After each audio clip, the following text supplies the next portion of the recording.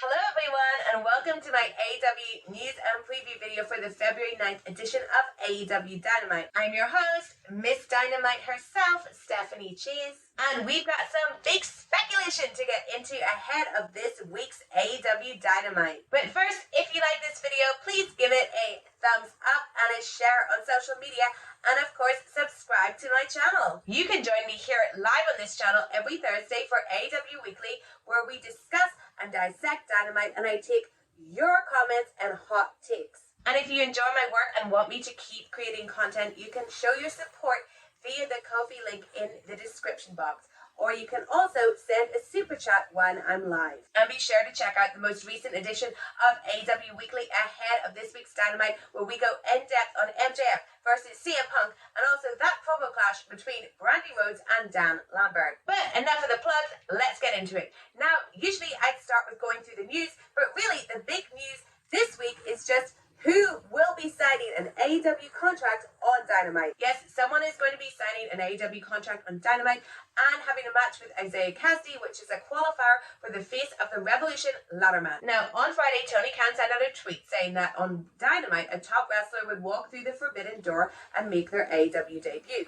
He then followed up by saying the Forbidden Door was open to anyone from any promotion in the world, whether or not it's a company AEW is on good terms with. Even if it's somebody from a company that's open for business, they're also welcome to slam the door in the face of their prior company. He then further clarified that the big free agent debut on Wednesday's Dynamite and the person walking through the Forbidden Door were the same person.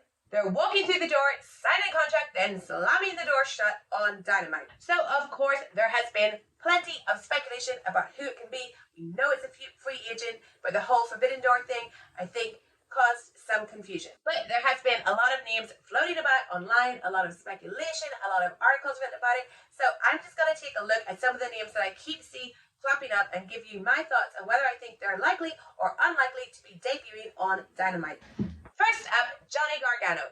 Johnny Gargano is a free agent. His WWE contract expired on December 10th. So on the free agent side of things, he fits the bill. However, Johnny Gargano is from Cleveland, where AEW just had Beach Break. So if you're going to debut Johnny Gargano, why wouldn't you do it there? Also, Johnny and his wife Candice are currently awaiting the birth of their first child, who is due in February. To our knowledge, Candice has not given birth yet, so it just seems really unlikely that this is the correct time to debut Johnny Gargano. So it just doesn't make sense that AEW would debut Johnny Gargano now. I'm giving him a unlikely. Next up, Jeff Hardy. Jeff Hardy was released by WWE in December. Now, where Jeff makes sense to me is, firstly, this is a match against Isaiah Cassidy from Private Party, who's a member of the Hardy family office, who are currently being taken over by Andrade, but it's still Matt Hardy's family office. So there's a connection there. Also, the match is a qualifier for the Face of the Revolution ladder match.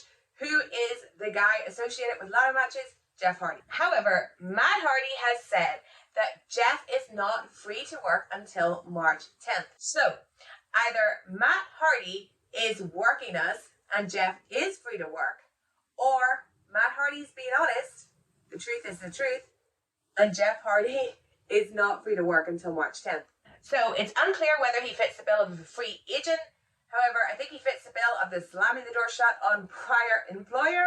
I'm giving Jeff Hardy somewhere in the middle between likely and unlikely. Another name is John Morrison, but the Wrestling Observer reports that Morrison is not free to work yet for another couple of weeks, so I'm going to put him in the unlikely category. Then there's Samoa Joe.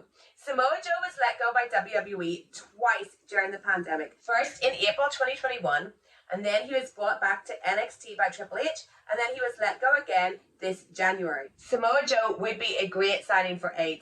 I believe he is a free agent. He also fits the bill of someone that would like to slam the door shut on their prior company. I mean, who can blame him? So I'm going to put Samoa Joe in the more likely category, probably just as well, because I would love to see Samoa Joe in AEW. Who wouldn't? Then there's Shane Strickland. Shane Strickland is another name who is a free agent, but here's why I think Shane Strickland is unlikely. Shane Strickland has just been announced as having a Progress Championship match at their show in London against Cara Noir on February 20th. I assumed that Progress would want to have this match on the WWE Network. Therefore, I cannot see Shane Strickland appearing in AEW on Wednesday and signing a contract. And if you want to know why, look up Anthony Ogogo vote on Progress and check out my video from a couple of weeks ago when that was the story. So yes, thanks to Shane Strickland working with Progress, I do not think he is going to be who debuts for AEW on Wednesday. There's also Karrion Kross. His non-compete is up. I personally don't think it's him. Wouldn't shock me if it is. I'm going to put him somewhere on the middle, verging more to the likely, since there'd be nothing holding him back. Then there's Keithley. Keithley is probably my number one pick if I was a betting woman, which I'm not. Keithley fits the bill of being a free agent, and I could also see him wanting to slam a door in the face of WWE. And it seems like everyone wants him in AEW, including me. I really think Keithley would be a great addition to the roster, and I would pop huge if it was him on Wednesday. I'm putting him in the likely, very likely category. Then there's Wyndham, aka Bray Wyatt, aka The Fiend. Wyndham is a free agent. He was released by WWE in July 2021. Since his release, he hasn't been wrestling. There's talk of him doing movies. He's been posting some weird videos on his YouTube. The thing that always sticks in my head when I think about Wyndham and AEW is the comments made by Tony Khan on the Full Gear media call before the show. He said that the last time he saw Wyndham was at Chris Jericho's birthday party the year before, and he only saw him in passing. It made me feel like Tony had not reached out to him when he was released, which makes me think it's less likely that he's coming into AEW anytime soon, or maybe even anytime at all. The other reason why I'm like, it is absolutely not Wyndham, is if you had Wyndham, I don't think you would be debuting him coming out to have a match with Isaiah Cassidy to get into a ladder match. Just doesn't make sense. If Wyndham comes, he's getting a lights out debut for sure. So Wyndham is in my unlikely category. And finally, a special message from me to Bo Dallas, aka Taylor Rotunda. Bo, nobody talks about you. You may be done with wrestling, but I still believe. If it was you, I would literally jump out of my chair and do major happy times. Please come back, Bo. Your believers need you. Now, on to AEW Dynamite and what's been announced so far. Of course, Isaiah Cassidy is taking on Mystery Man in a qualifying match for the face of the Revolution ladder match at Revolution. We've talked a lot about that one. We're also going to hear from MJF, who last week beat CM Punk twice in Chicago. I'm expecting CM Punk to come out during this. I'm also maybe expecting something between MJF and Wardlow.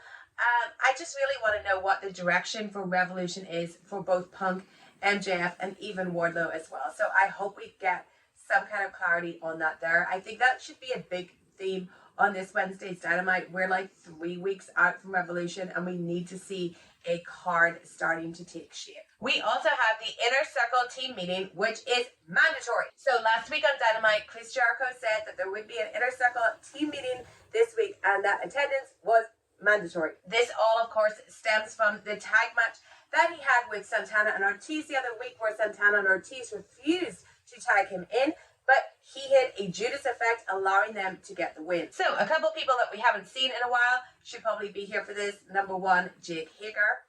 And I also think that this will lead to the return of Eddie Kingston, who is the one that got in Santana and Ortiz's ear about them not trusting Jericho, Jericho holding them back, all of that stuff. If you want to know my feelings on what should happen with the Inner Circle, check out last week's AEW Weekly. Check out AEW Weekly from the week before that. I know how I want the storyline to end. It involves vests, but I think it'll be interesting to see the dynamics in this team meeting. We don't really know where Jake Hager lies and everything. We know how Santana and Ortiz feel. We don't know how Sammy Guevara feels, and this is a big moment for Sammy Guevara career-wise because he is currently TNT champion. The last time he was TNT champion, he ended up in the American Top Team feud with the Inner Circle. So hopefully he'll have something to say about that, about really wanting to stand on his own now that he has the belt again. And whatever happens with Kingston, if anything, will be interesting too. This is another angle where I hope we get some clarity on what we're looking at for Revolution coming out of it. And finally, Hangman Page will be in a Texas death match against Lance Archer for the AEW World Heavyweight Championship. The build to this match has been pretty okay. I think that they did their best last week, showing some physicality between Hangman Page and Lance Archer. At the end of the day, I don't think anyone thinks Lance Archer is winning this match. He's not really a credible challenger for Page, no matter how hard they try. He is a TV challenger.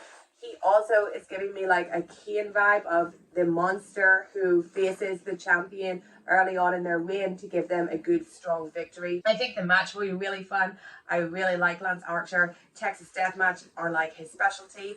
I think it's going to be good, but you know, Paige is going to win. I think what's going to be most interesting here is maybe the end of the match. Maybe we're going to see Adam Cole. I think that Adam Cole is Hangman Page's challenger for Revelation. He really laid out his claim on Rampage, so maybe we'll see those two have a confrontation. And that's it. That is your card for AEW Dynamite February the 9th.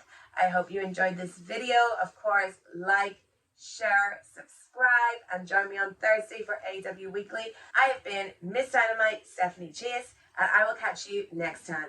Bye!